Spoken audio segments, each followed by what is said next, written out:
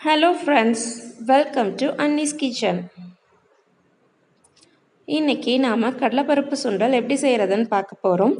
இது எப்படி செய்யறதுன்னு பார்க்கறதுக்கு முன்னாடி இதுக்கு தேவையான பொருட்கள் என்னென்னன்னு பார்த்துடலாம். கடலைப்பருப்பு 100 கிராம் ஊற வச்சு கழுவி எடுத்து வச்சிருக்கேன். ஒரு 3 டீஸ்பூன் எண்ணெய், 1 டேபிள் ஸ்பூன் தேங்காய் துருவல், ஒரு 1/4 டீஸ்பூன் உளுத்தம்பருப்பு, 1/4 டீஸ்பூன் கடலைப்பருப்பு, உப்பு தேவையான அளவு, 1/4 டீஸ்பூன் கடுகு, 1/4 டீஸ்பூன் பெருங்காயம், 1 கொத்து கருவேப்பிலை, 2 வரமிளகாய். இப்போது நம்ம ஃபஸ்ட்டு கடலைப்பருப்பு வேக வச்சு எடுத்து வச்சுக்கலாம்.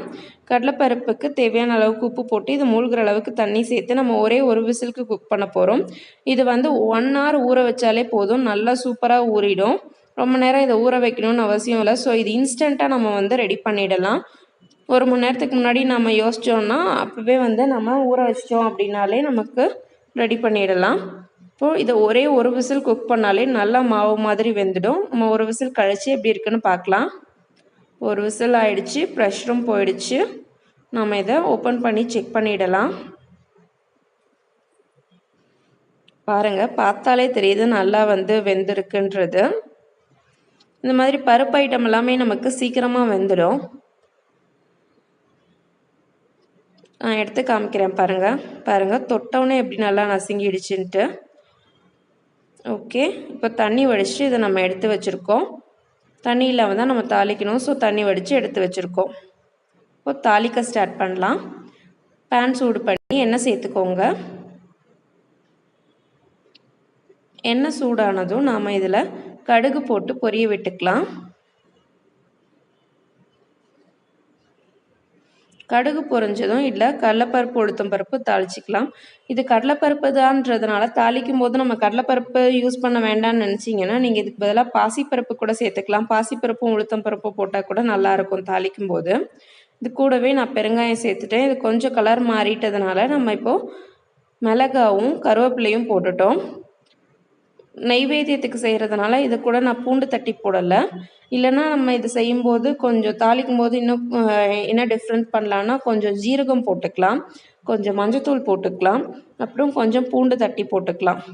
தட்டி போட்டுட்டு செஞ்சால் நல்லாயிருக்கும்.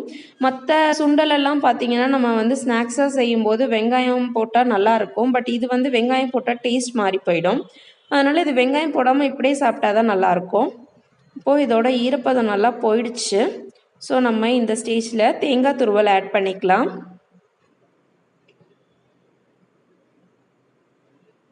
கொஞ்சம் ஆட் பண்ணிக்கிறேன். தேங்காய் கொஞ்சம் ட்ரை ஆகிட்டதுனால தேங்காயில் ஜாஸ்தி ஈரப்பதம் இல்லை. அப்போவே ஃப்ரெஷ்ஷாக உடைச்ச தேங்காய் அப்படின்னா நமக்கு நல்ல ஈரப்பதம் இருக்கும். அது போக கொஞ்சம் டைம் ஆகும்.